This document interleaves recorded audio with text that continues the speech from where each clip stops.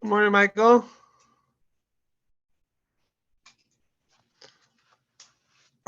I know you said I read your email that you're not able to. The camera doesn't work, but does the mic work? Or that also not? You can write in the chat box at least.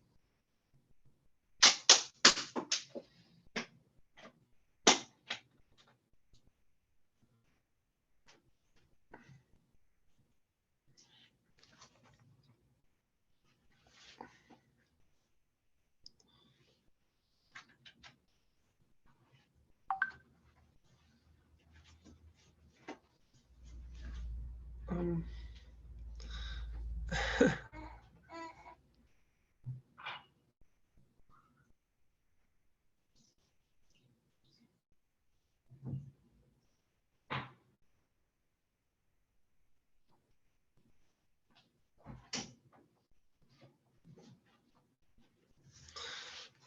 okay, I hope you're able to hear me. Are you able to maybe type in the chat just to confirm that you're you're listening, so I know it's time to start.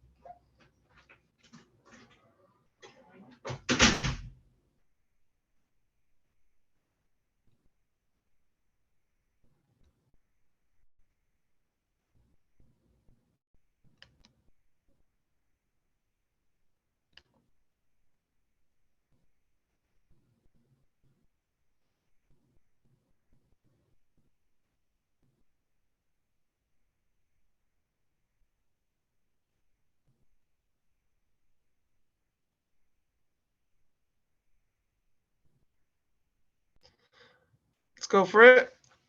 This week we're gonna learn about a lot of new topics that Can you hear me now? before. Yeah, I could actually. Okay, yeah, for some reason or other, they address the updates a variety of issues, but I'm here. Okay. Okay, good. Just wanted to make sure. It'd be a little hard to just talk without knowing. Okay, so last week, are you able to see me too? Yes. No, Amazing. you're coming in clear, your voice is clear, no problem. Amazing. Okay, great. So last week, we finally, figured it out after like 2 pages, page and a half of trying to figure out how we know a sukkah needs a minimum of 10 tfachim, 10 hambras, and not only that it needs to be 10 hambras, but the wall needs to be 10 hambras, and the schach would be above those 10. And we figured it out. We said it depends according to who. If you're speaking according to Rameir, so that we learned it out of the wings of the kruvim, like we said. And the thing is, according to Rabbi Yehuda, who holds that a cubit of the vessels of the ark was 5 instead of 6, so the math wouldn't add up. It would end up being 11 and a half. So we said he must learn it out from somewhere else. And the conclusion was that you won't find it anywhere in the Torah. You won't find it based on anything. The only way you know this law is because it was passed down from Moses, from Moshe Rabbeinu at Mount Sinai, and it was passed down from generation to generation. And that a sukkah needs to be a certain height. That was the conclusion. The word interesting, just to point out, I didn't stress this last week, but the word that's used in the Gemara when you see to coin the idea of that it's passed down from generation to generation from Moshe, a lot of the times the word will be hilchasa or halacha. We're used to the word halacha meaning what's the law, what's the conclusion. But in the Gemara, usually not always, hilchasa will be referring to a halacha leMoshe Sinai, which means a law that was for Moshe at Sinai. So it's just like hilchasa is like the first word of that phrase. Officially, the phrase is halacha l'Moshe Sinai. But a lot of times the Gemara will just keep it short and uses the word hilchasa or halacha or something like that. But it's referring to a something that was passed down, and like we made sure to stress last week, it still has this full force of Torah law. It's just not written in the Torah, but it has the same level of stringency, etc. Okay, now the Gemara coupled with that, not just that sukkah is something that was passed down, but there are three categories of law that were passed down, three very similar categories of law that were passed down from Moshe. And one of them, within one of the three, you'll find this law of the 10 tfach and the 10 hambras of a sukkah. What are they? So we said last week, the first one is called shiurin, which means measurements. How much of something is significant in whatever law you're talking about. And we already established that that's the one for sukkah that we needed here. That what's the measurement? To have a valid sukkah, what's the minimum height? That was something that was passed down from generation to generation. The next one is chatzitzin, is things that are blocking. The English word they use is interpositions, things that are blocking. And we discussed when someone or an item is going into the mikvah, there can't be anything separating between him and the water. That's hence the idea of mikvah, usually is done without clothing, because clothing would interrupt, so to speak, between him and the water. So those laws were also passed down from Moshe. And then the last one is mechitza. Actually, no, I confuse. So mechitza it means like a wall, a partition. Like in the synagogue, there's a mechitza separating the women's section and the men's section. So sorry, mechitzin. That's where sukkah would come in, because the walls of a sukkah need to be a certain, in order to be significant, to be considered mechitzas, to be considered partitions, walls. They need to be a certain size, which we established as 10 hambras. Shiur, and the first one was measurements, is more like when it comes to food, things like that. We'll see them pretty clearly very soon. So we said all those three categories are all, the Gemara says, halacha l'Moshe Sinai. Okay, that is where we finished off last week. Now, the Gemara is going to challenge each one of these three. The Gemara is not going to let anything, no fast ones are being pulled here. And the Gemara is going to say, what do you mean these three categories are halach l'Moshe Sinai? They're from Sinai, not meaning, in other words, not written in the Torah. What do you mean? Each one of these three, the Gemara is going to bring examples where you see that they are found in the Torah itself. And then the Gemara is going to have to answer and say, you're right, but, or whatever. Every time the answer will be different. We'll see. Okay, so let's jump into it. So the Gemara, let's see if I have the document, I think, of the English that you have. Yeah, I have it? Where I am is not the laws relating to minima pentateuchal, since it is written the land of wheat and barley and vines and fig trees and pomegranates, a land of olive trees and honey. I think that's yes. where we were last time. Exactly. Okay, so the Gemara says, look, there are laws that are written in the Torah. Basically, there's a verse. It's known that the land of Israel is blessed with 7 species. Have you heard of them before? The concept? I only heard of them because I read this, read this section. Milk and honey is about as far as I got. But okay. Now I see all of the other species. Yeah, so the land of Israel is blessed with, it's from a verse, it's blessed with these 7 species. When the story with the spies, when the spies went to check out the land of Israel before the Jews were going to conquer it, they brought back from these 7 species. That's like the ones that are, so those are like Israel's fruit, so to speak, Israel's produce. I mean, people, like, I know someone made like a liquor out of these 7 combined. It's a thing. these 7. There's special laws when it comes to blessings with these specific 7 fruits. We're not going to get into it now, but so the verse goes through what the 7 are, and it was taught in a Mishnah or somewhere else, like it wasn't so clear, that each one of these words, each one of these items, these fruits or produce, are used for measurements. I'll give you the easiest example. We're going to say soon olives, right?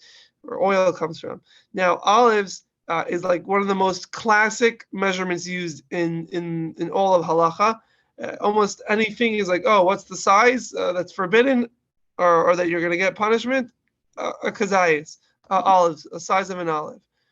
For almost anything, the amount of blood someone eats to be punished is olive size. A dead to eat from a animal that wasn't slaughtered properly, the amount that someone to be punished would be has to eat an olive size. Same thing with not kosher meat. It has to be from a not kosher animal. If the person eats an olive size, then he's liable for punishment. It's the most a classic measurement is olive. Now, why this is a praise? Rashi explains this is a praise to the land of Israel by saying, "Oh, look, Israel has these fruits, and the Torah needs these fruits to say its laws, so to speak. To use for measurements." So it brings out a certain praise for the land of Israel that the Torah needs its fruits. That's the context of where the statement is coming from. But we're going to focus on the fact that each one of these fruits are a measurement in the laws of Torah. And this verse is written in the Torah. So that shows us that the Torah does come up with the actual measurements, and it's not only transmitted from Moshe, from Sinai, but it's actually something that is biblical, written in the Torah. So that contradicts what we said earlier, that no, it was something that was only passed down. So we're just going to go through each one of the 7 is going to go into a new sphere of law of halacha that you might have not heard before. So here we go. When I was preparing, I came across an interesting comment. Just as you said, pretty much everything could be described as some multiple of olives, if you really wanted to use olive as the singular measure. And that the neat thing about wheat, barley, figs, pomegranates, etc., is that this serves, deriving halacha from these examples, serves as a reminder in your day-to-day life as you're eating that this has a connection to halacha as well. So, just making a link that I hadn't thought about. That's very interesting. You saw this somewhere, or this is something that you came up with? No, I wish I wasn't clever enough. When I was just reading different commentaries, getting ready for today, but I don't want to, get out of the text here. So I'll send you, or next week I'll bring the reference to you. That's interesting. I don't think I've heard that before. But beautiful. Thanks for sharing. Sure. Okay. Yeah. We're going to learn about all the different measures now. Yeah. Here we go. Strap yourself in. Let's go for it. So, Rav Chanan stated that all this verse was said in allusion to the prescribed minima, measurement basically. So wheat. Where does wheat come in? It's an allusion to the leper's house, as we have learned that one who enters a leper's house with his clothes on his shoulders, and was this clear? Because I assume this was not this leper's part. This was not clear. That okay. The entering the unclean house, the purity parts, and the time I was okay in. Wheat was confusing to me here. Okay, so we'll just do a quick recap of what this law is. So basically, this law is that there's a house that can become impure. How? If it has leprosy. Literally, it was a miraculous occurrence, and we don't really have it today. But basically, if something came on the walls during certain colors, green, red, whatever, they would know that they would have to, the house would be impure and there's a whole process. What you do, you scrape it off, and then if it comes back, you have to take down the whole house, whatever. But the law is that while the house is still standing, the house is impure, and anything that's inside this house becomes impure. So the question is, something that's outside and now is entering inside. When is that point where they become impure? So there's something that's written that it says va'alabais, he comes into the house. So it's interpreted that, what does it mean to come inside? You have to fully come inside. So a person is impure when he fully comes inside the house. Okay. Now there's another verse that mentions that not only the person himself becomes impure when he enters his house, but also his clothing or objects that he's handling will also become impure. That's mentioned in a different verse. Now, this law that the clothing that he's wearing becomes impure, that has a little different aspect to it. What is that different aspect? That the person does not become the items, the clothing, do not become impure until he stays in this house.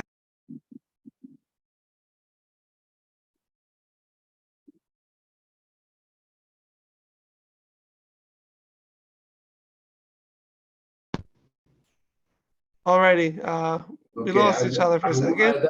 That's all right. I can hear you again. You just cut out for a moment, and I got the Palm Beach Synagogue logo, but you're back. Okay. Okay, good. So, so the law is again that there's a difference between when a person enters this impure house, this leper's house, and and the clothing. What's the difference? When it comes to the person, he's impure right away. Once he fully enters the house, he's impure. But when it comes to the clothing that he's wearing, that only becomes impure if he waits in the house for a certain amount of time. And we'll get to what that amount of time is. This is learned out from one of the verses. I don't want to get to that length. Rashi goes through it. That basically the verse says that someone that eats there is impure and his clothing are impure. Now, we say, what do you mean if he eats? Even if he doesn't eat, even if he doesn't lie down there, he's still going to be impure, because the other verse, like we quoted before, says when you enter, you become impure. So after some, the interpretation eventually is that the verse mentions eating not to be a condition for the person to become impure. Rather, it mentions eating as a measurement of time that the person has to be in the house in order for his clothing to become impure. And that's measured by the amount of time it takes to eat. That's the idea of the association with the food. The amount of time it takes to eat a certain amount, achilas pras, which is a certain amount of bread. Half a loaf. Sorry? Half a loaf. Half a loaf. And I'm just reading the English. Yeah, and eat it while lying down with some sort of dip. And if he's in the house for that amount of time, only then do his clothing become impure. Now, that's the law. Now the wheat comes in. Is that which type of bread are we talking about? Because certain breads are easier to eat or quicker to eat than others. Sourdough, for example, is the new shtick in town. Sourdough takes a lot longer than just white bread, So what is which type of bread do we go after? Do we measure from?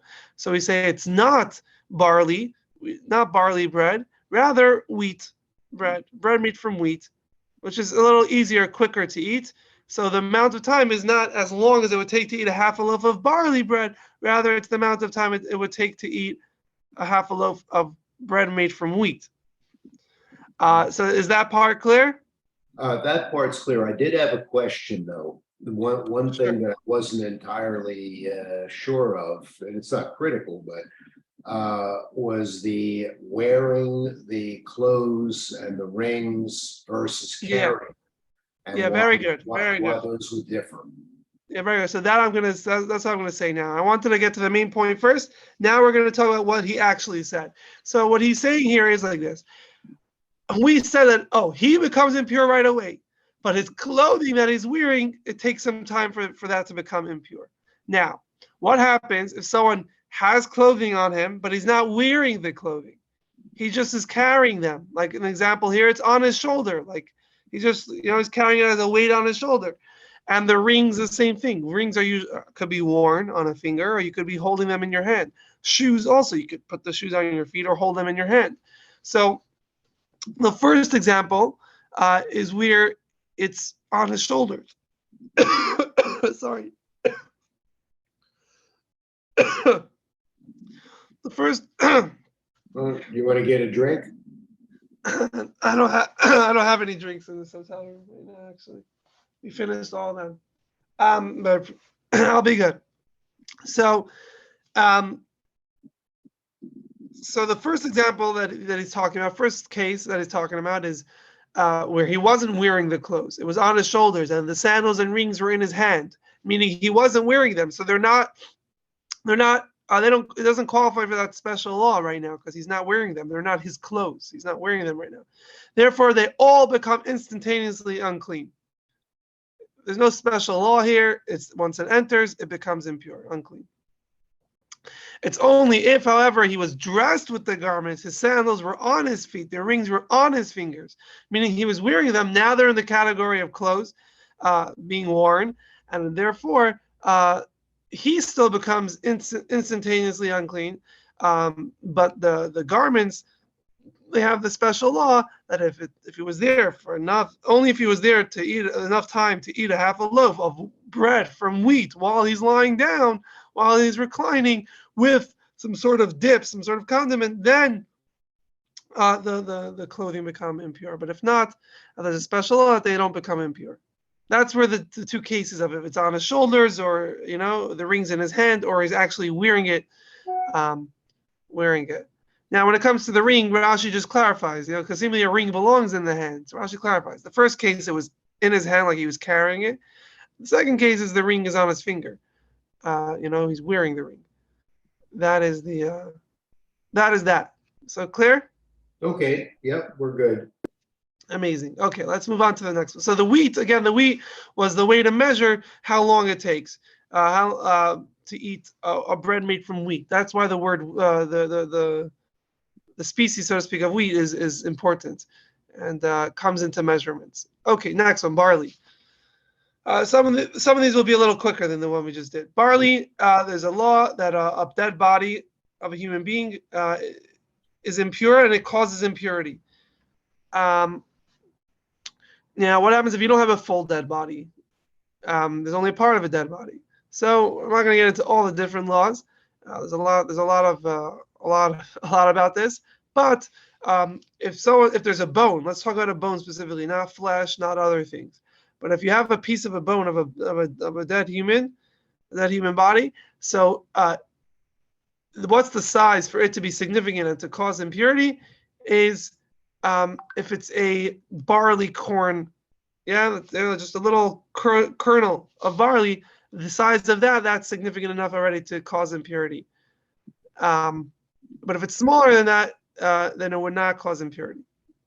Now, if you see, it says barley, as we have learned, the barley corn's bulk of a bone defiles, it says by contact and by carrying, but not by overshadowing, which I'm sure that part was also a little unclear.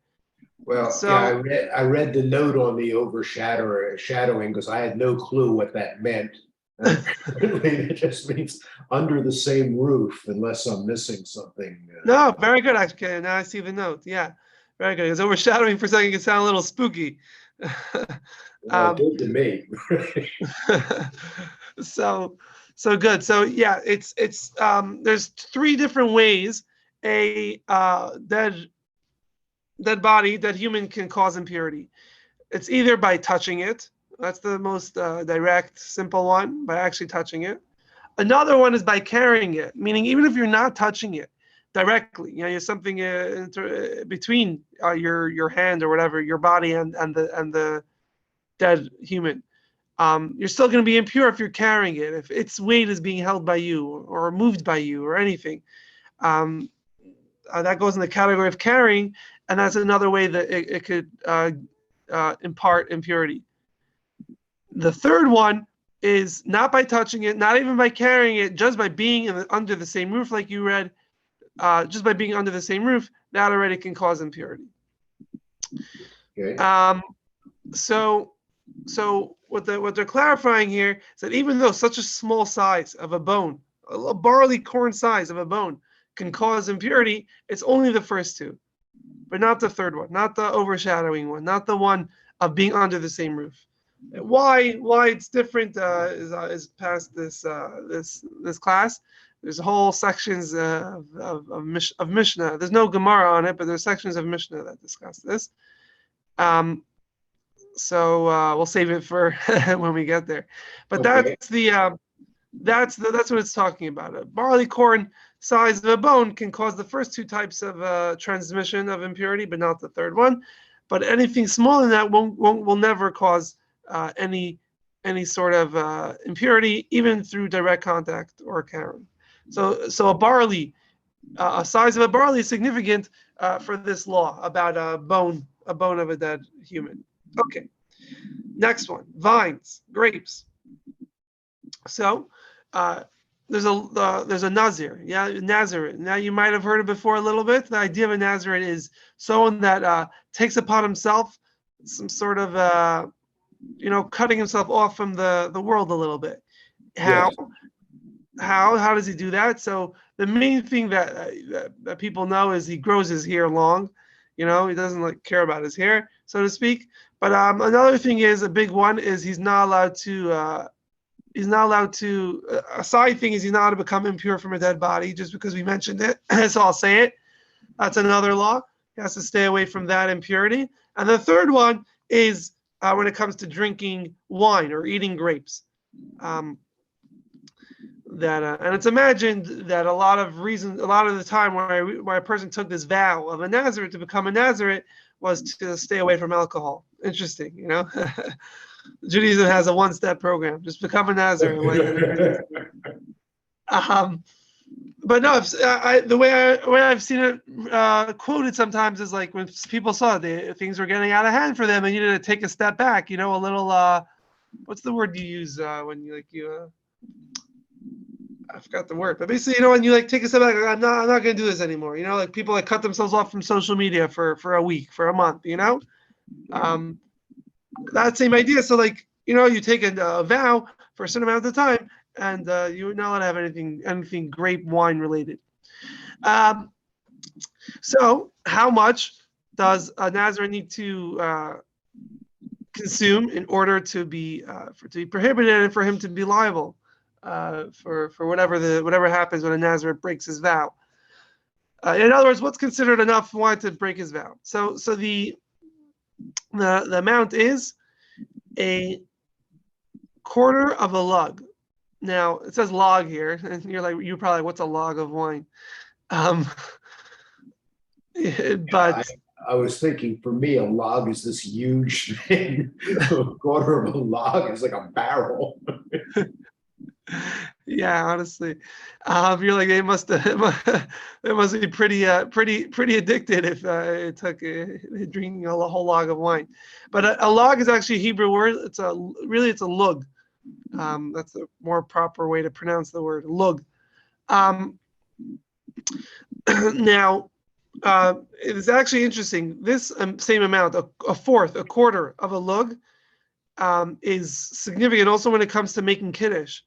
Friday night, the Seder, things like that. What's the amount of wine that needs to be you need for kiddush, or you need for the Seder, for each cup of the 4 cups, is a quarter of a lug.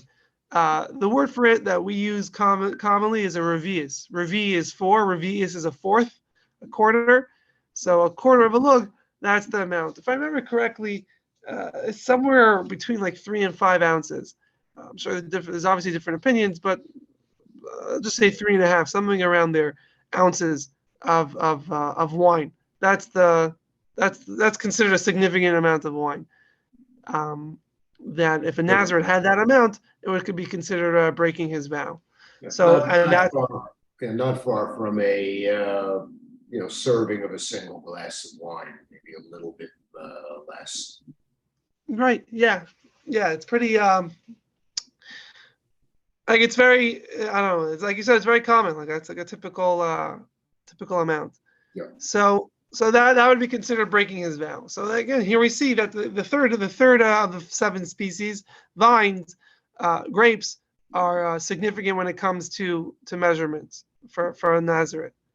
Okay, let's move on to the next one. Fig trees. So fig trees allude to the size of a dry fig. Now, where is that significant? When it comes to carrying on Shabbat. So we spoke already about like how we can't really push the carriage to shul on Shabbat and things like that. So you're already familiar with the law of not being able to carry. Yes. That's where Erev comes in. Being able to carry, it makes it a private domain instead of a public domain. Whatever, not for now. But the idea is that there's a law. One of the 39 types of work that are not allowed on Shabbat is carrying, is transferring things from one domain to another, or going a significant amount in the public domain. So how much of an item do you have to carry for it to be considered carrying? If you carry a little, you take a hair and you carry it, that's not considered carrying. That's not significant. You didn't accomplish anything. So each item, it really depends on what they're used for, and then you'll know what's a significant amount of that item. So when it comes to food, the law is that what's a significant amount of food? We're talking about for human consumption. For animal consumption, it's different. But food that's meant for humans to eat, the significant amount is a size of a dry fig, a typical dry fig. And that's why is it that size? Because that's like a significant amount what people would eat. If something smaller than that, no one would consider valuable enough to carry, to get involved with.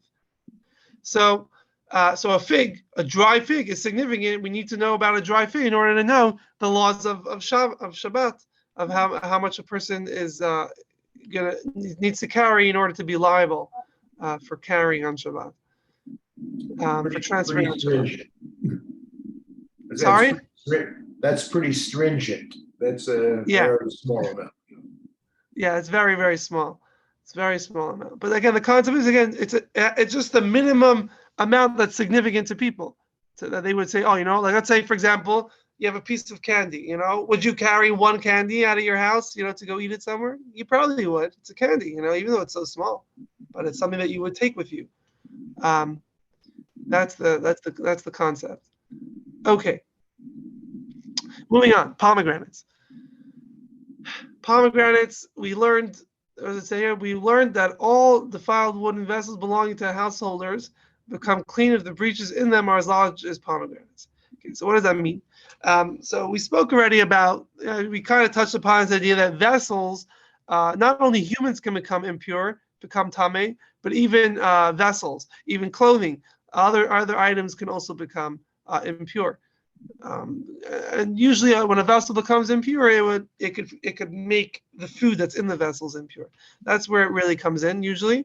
But yeah, a vessel can become impure. It can become defiled, as the word they use here. Now, a vessel can only be impure, defiled, if it's a vessel. But if it cannot be defined as a vessel anymore, then it's not impure. What does that mean in simple terms? If you have, I'll just talk about the classic example of those days. You have a jug, a jug of whether it's for wine, for water, for oil, and it becomes broken. It smashes on the floor. So now it's not a jug anymore. It's not a vessel anymore. So therefore, it's not impure. The pieces, the remains of it won't be impure.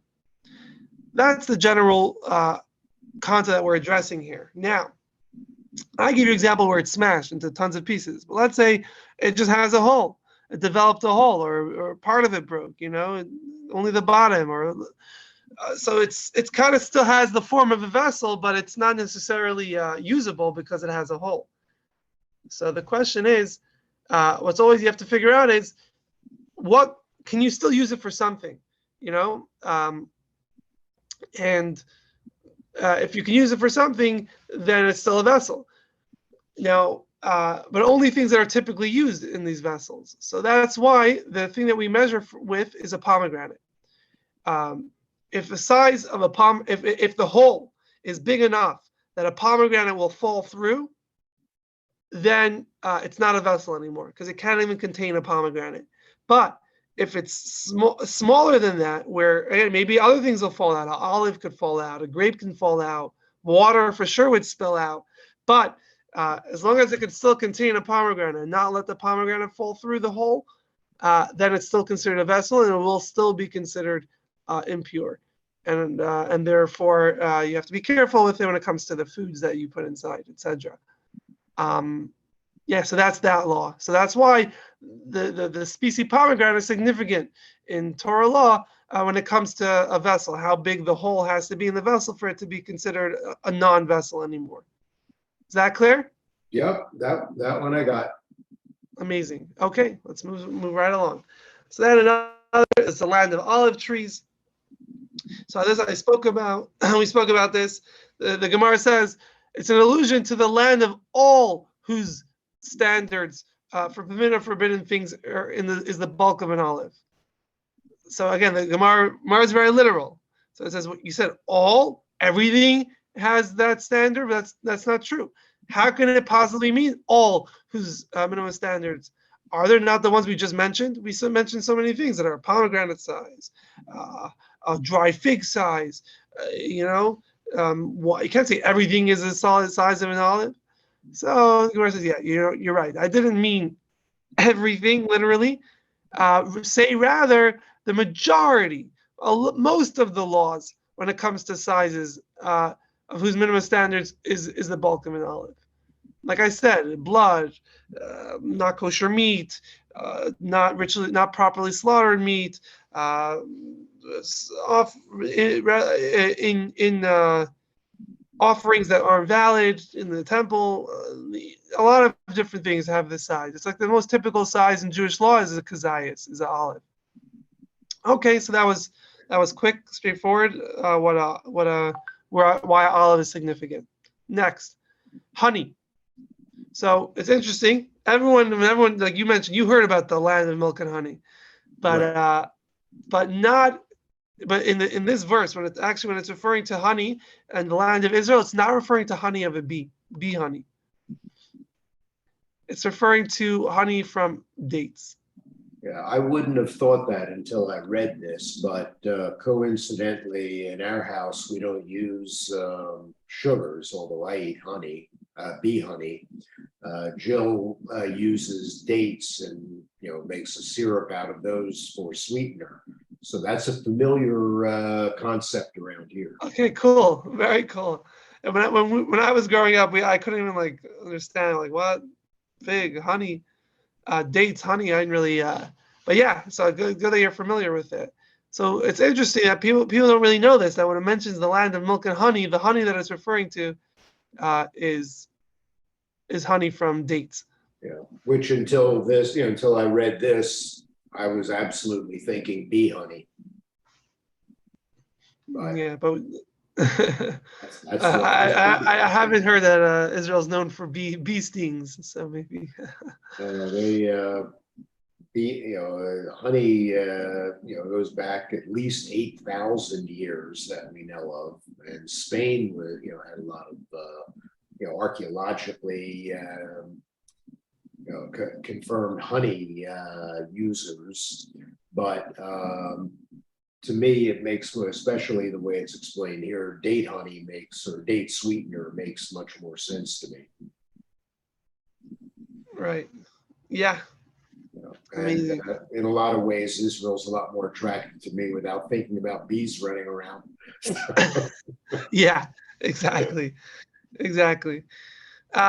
So honey really, in other words, is dates. And where do dates come into measurement? So I mentioned this before, that on the Day of Atonement on Yom Kippur, the size in order to be liable for the punishment of eating for someone eating on Yom Kippur is the size of a large date. That's the amount a person needs to eat on Yom Kippur to be liable. Okay, so that's that. So all these are in the first category of measurements of shiurim, and the Talmud finishes off. Okay, so based on everything we just said, doesn't that then clearly follow that the standards are from the Torah? Isn't that what comes out from this? The whole verse is a verse in the Torah, and it's all telling you different measurements. So the Gemara right away says no. Do you then imagine that the standards were actually prescribed in the Torah? It's not. You don't see that. Oh, a date, a honey is referring to Yom Kippur, and a olive is referring to this, and the barley is referring to the bone of a dead body, and none of that is spelled out clearly at all. You can't say that it's written in the Torah, it's prescribed in the Torah. You can't say that. So rather, the fact is that they are but traditional laws, where the scriptural verse is merely a support. Now, this is I think this will probably be one of the main takeaways from today, is this concept. In Hebrew, it's called an Asmakhta. You don't have to remember that word. I'll just tell you, Asmakhta is the word somech. Somech means to lean, to support. So a lot of laws that aren't written clearly in the Torah, and they're not part of written Torah law. Rather, it could be from the oral law or something that the rabbis decreed as a protection for the Torah law, or whatever it is. A lot of times the rabbis will use a verse to support the law that they're saying, but not that this is what the verse is actually saying, or this is what the verse actually is coming to say. It's rather they kind of like, oh, there is a verse about these 7 things. So, and we have a law transmitted from Moshe, that uses all of these 7. So let's kind of support them with the verse. Not that the verse actually teaches you these laws, but once you have the law and you have the verse, we kind of like lean the law on the verse. That's the idea. Asmakhta is leaning the law that already exists on a verse that isn't officially teaching you these laws. Does that make sense? Yes. I can't say that if I were asked to point out which verses are Asmakhta, which verses are which verses are Moshe and Sinai, I couldn't do it. But yeah, no, and you can't. There's no book that will go through all the Asmakhtas, but based on a lot of times the concept of Asmakhta will come based on a question. It'll be like, oh, how could you say this if it doesn't fit with the verse, this, that, and one or the other? So they'll say, no, it wasn't meant to say that the verse is actually saying is rather it was just an Asmakhta. The most typical time will happen is if there's a law said and the verse is given for the law, but then they'll say, oh, but isn't this law from the rabbis? How could it come from a verse? It was instituted from the rabbis later. How could it be a verse? Right? Right. So that will be that will be, and the answer will be, oh, it's just an Asmakhta. That's the most typical format you'll find for this idea of Asmakhta. Again, it's something that the rabbis decreed, so it came at a later date, but it's given a verse is given with it. How does that work? The verse was written way before the rabbis instituted this new law. It's just an Asmakhta. That's the most typical scenario you'll find that. Okay. Okay. Let me shut that phone off so you're not listening to me.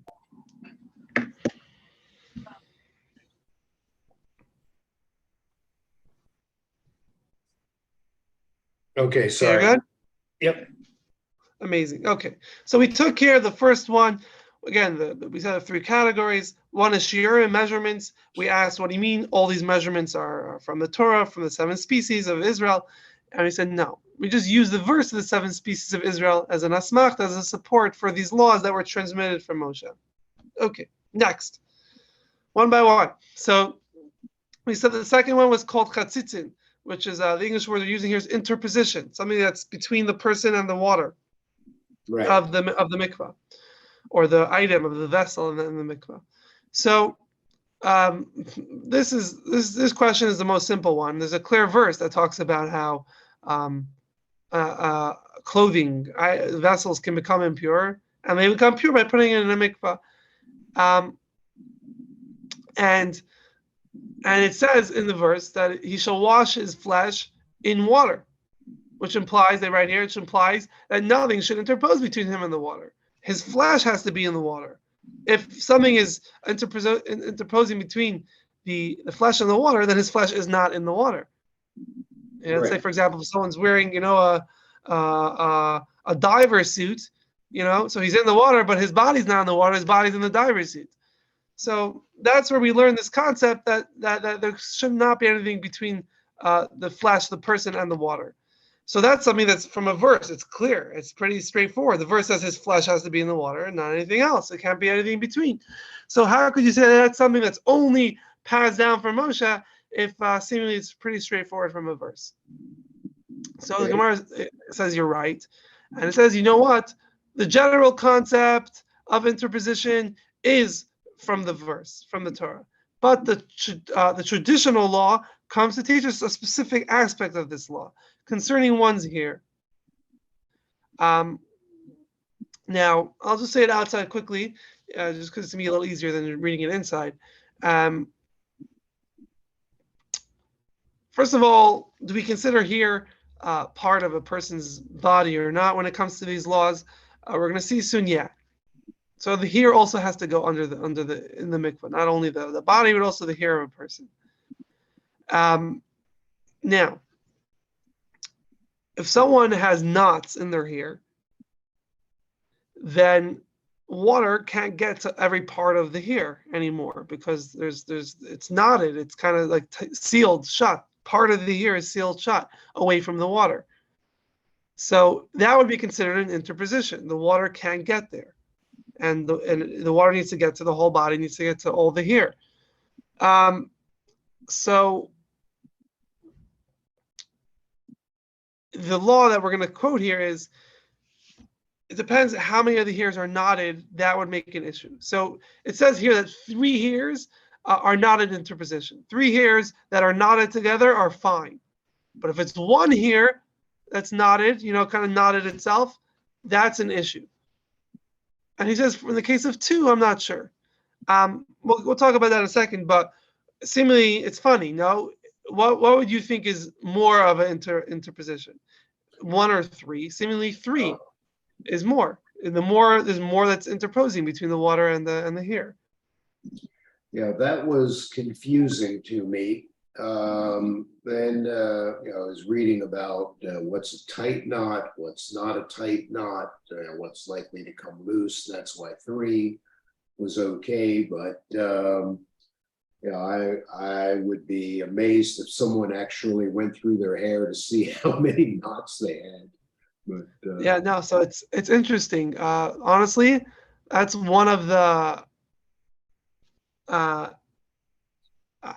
stressful aspects, I guess, when it comes to for a woman to go to mikvah, is making sure their hair doesn't have knots. Now we'll see soon. It's not so simple. Don't worry. It's not as crazy as it sounds. We'll see soon. But yeah, it's more like you have to brush their hair, make sure it's not knotted up. It's important. So, like you said, if it's 3 hairs knotted in the same place, it can't be the knotting can't be too tight not to let water through. As long as it lets water through, it's fine. And that's, by the way, there are scenarios where similar idea where it comes to someone needs to go to the mikvah, but for whatever reason they need their. The most typical case is when it comes to conversions. Now, part of a conversion is going to the mikvah. Even for a man to convert is going to the mikvah. Are you familiar with that? I'm familiar with the law. I have never walked into a mikvah, so it's kind of a mystery to me. It's like part of the mysterious parts of Judaism. So that's part of the conversion. One of the steps of conversion is going into the mikvah. Now, rabbis need to be involved in the conversion process. So someone can't convert themselves. Like the Bet Din needs to be involved and confirm and oversee the conversion. A person can't convert himself. It doesn't, in Jewish law, that doesn't work. So the issue is obviously, people, based on this, people need to stand in front of the Bet Din without their clothing and go into the mikvah, which is obviously uncomfortable. It's not really allowed according to Jewish law, especially when it comes to a woman. For a man, it's not so bad. Whatever, I'm saying, men can get over locker room stuff, but obviously for a woman, especially because the court is rabbis, it is men. It doesn't. It's very. It's one of the real uncomfortable happenings. Let's just say. So there is a faction a significant faction that says that the woman that's converting can go into the mikvah with very loose clothing, very, very loose clothing. And that would count because the water, that's what I'm trying to bring out. You see here, as long as the water can get through, then it's okay. Oh, okay.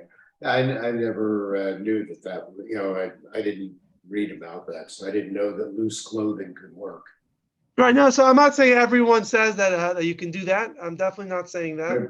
Definitely back in the day, the conversion was just was without, but definitely today, things it's harder and harder to just do that, and therefore there is a faction that says that that's okay. I'm saying even amongst Orthodox rabbis. So makes sense to me. Yeah, and that comes from this concept where as long as water can get through, it's fine. Now that like you said, when it comes to 3, it's less tight, so water can get through. But if it's 1, it can get really tight. The knot can get really tight, and the water won't be able to get through. What about if it's 2? That he never heard. Again, so what you see is he heard, it was passed down from generation to generation that 3 is not an issue. 1 is an issue. But 2, they kind of lost that transmission. What's the law in the case of 2? But what we take out from this is, this aspect of the law was passed down from Moses and not written in the Torah. The general concept of interposition was written in the Torah, but this specific law, when it comes to here, how much here knotted here is an issue. That is something that was passed down. You won't find anywhere in the Torah. Okay, that is seemingly good, but the Gemara says no.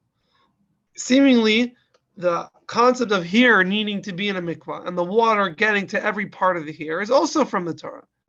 Yeah, it's written some a few lines later, the third to last line on this page, and he shall wash his flesh in water. Now in brackets you see it says the word F. Yeah, yes. He shall wash, and the F is the Hebrew word that's in the verse. Yeah, I'm on that line. Okay, good. Yeah, it says, and he shall wash his flesh in water, but it uses this word S, F. It could have just said he washes his flesh. Why is it S? Is like, I don't know. It's like one of those words that you can't really translate, but it has significance. So you could just say Rachas Psari, wash flesh, or Rachas Es Psari, like he has to wash his flesh. So basically, what we say is this word S is kind of tell you not just his body, but also anything that's part of his body, connected to his body, which that we say is referring to his hair. The word S is coming to include here. Not only the body needs to be in the water, but the hair also needs to be in the water.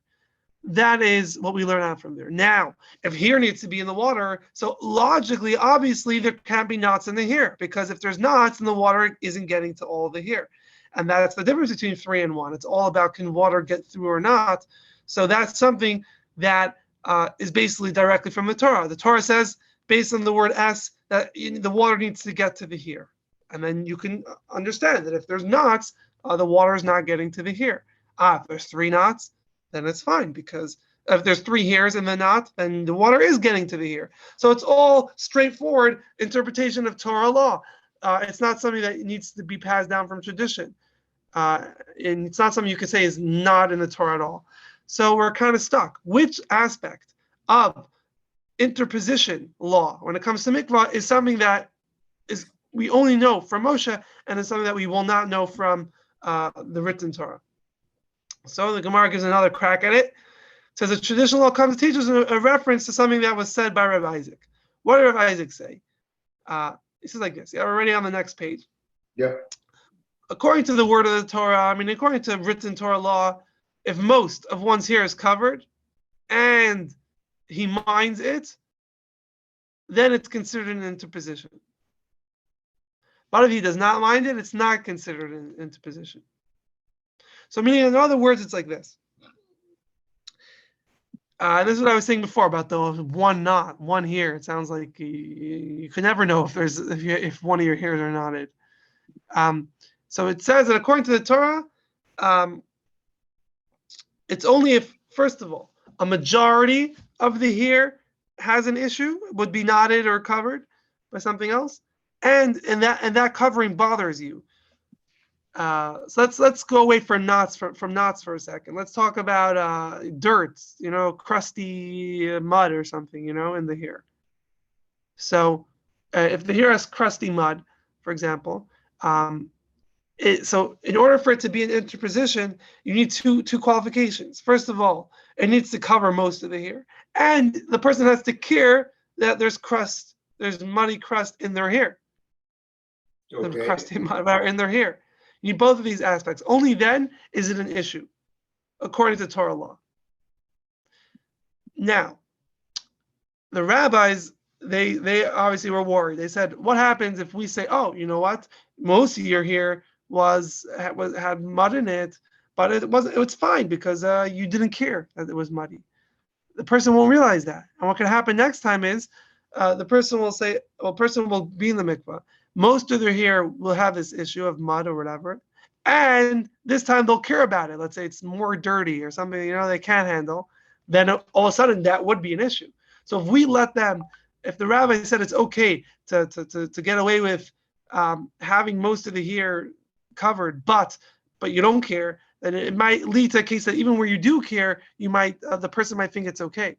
And therefore, in order to protect against that, they made a decree that if you have either one of these issues, whether it's covering most of your hair or whatever the thing is something that you care about, even if it's a minority of the hair, the rabbis say such a immersion in the mikvah won't count. And therefore, back to this, like the case of the hair. Most women, you can tell me, don't if they have one knot in their hair, it's okay. So here you're missing both aspects.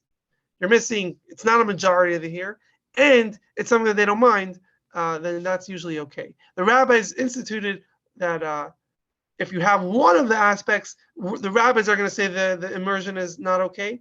And if you have both of the aspects, then even according to the Torah itself, it's not okay. That would be considered an interposition. That is this law that we're reading here. So this concept of that according to Torah law, you need both aspects, both qualifications.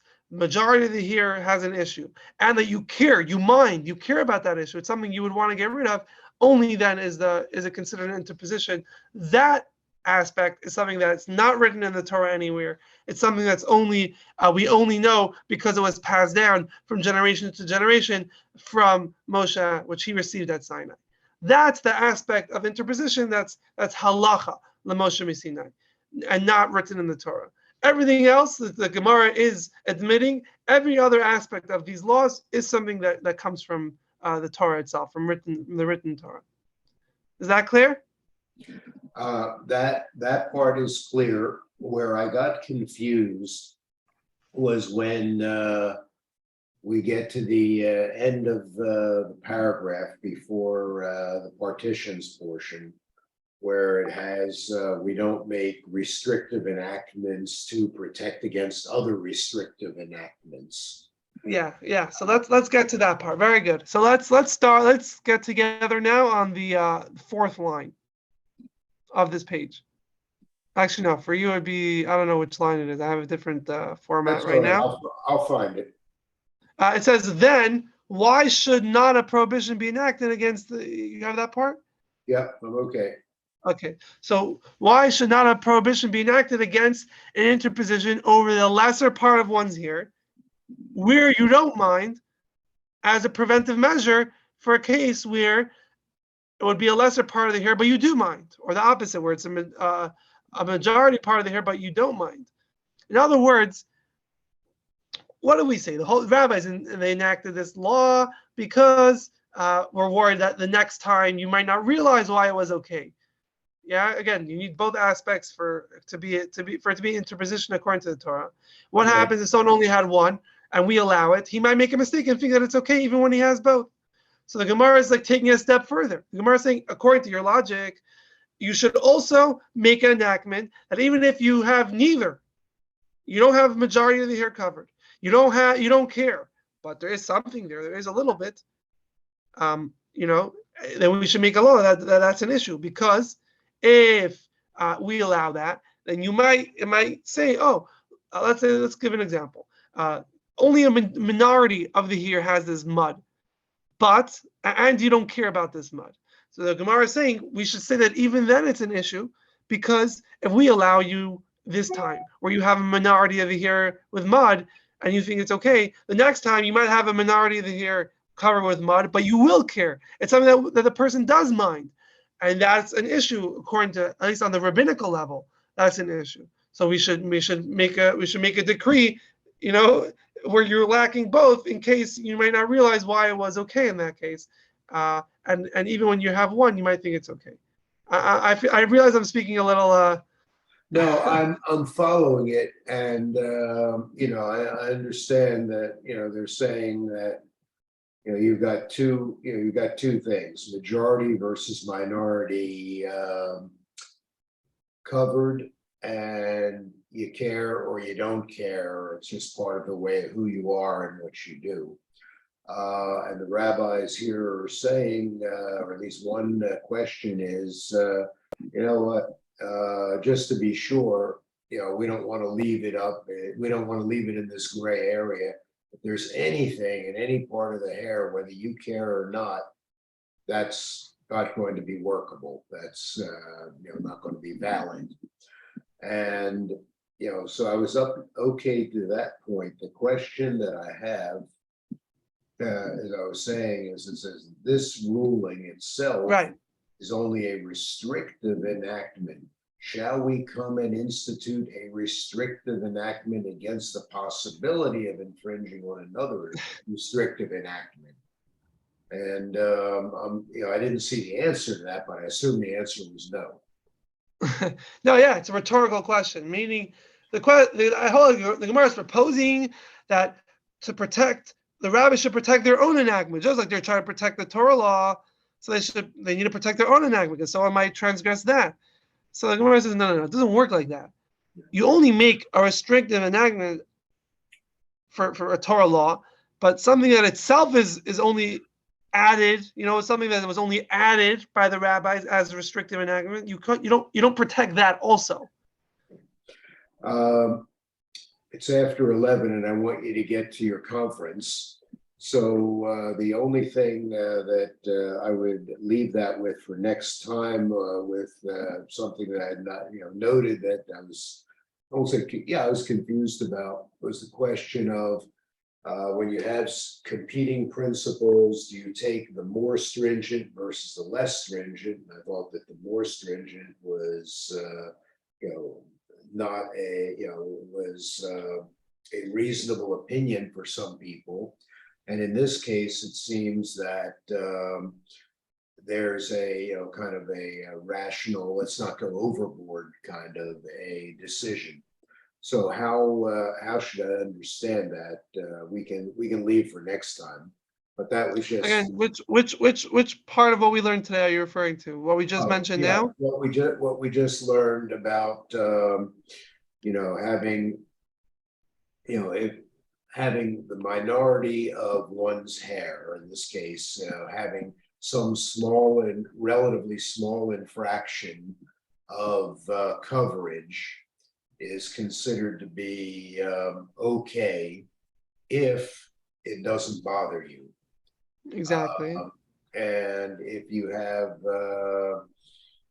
lots of, if you have lots of coverage, whatever that coverage is, and it doesn't bother you, then that is okay for some, not okay for others, because it does seem to be questionable. The part that we got to at the end was, if you have a minor issue, doesn't bother you, and they're saying that you are still invalid if both of those things happen, and now they're saying, that's a restrictive enactment against infringing upon another restrictive enactment, that I get. Now the question is, I seem to remember at some point there was, if you have two competing opinions, one is more strict than the other. The more strict one, barring any other text, the more strict one is a reasonable position. Am I missing that second piece? Is that incorrect?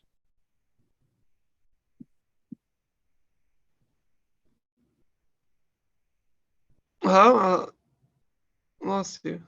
Yeah, I may not be explaining it well enough, but you're beyond your time. You've got a conference to go to, so go do it, and we'll pick this up when we get together next week.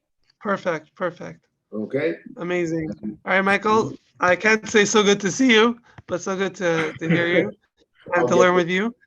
We'll be live and in person next week, I hope. Exactly. And exactly. Meanwhile, have a great conference. Enjoy it, and you'll tell me about it when we get together. Yes, definitely will. It's something extraordinary. All It's righty. Have a good Shabbos. Shabbat Shalom, and again, very, very nice of you to take your time while you're away to have our session. Of course. All righty. Take care. Have a good one. Bye. Don't forget to pick up the challah, even though you didn't come to synagogue. I will actually have to stop by Palm Beach Island Hospital, the animal hospital, to get some antibiotics for the feral cat we take care of outside. So I'll be in the neighborhood at the right time. Okay. All righty. Have a good one. Thank you again. Yep. Alrighty. Bye. Bye.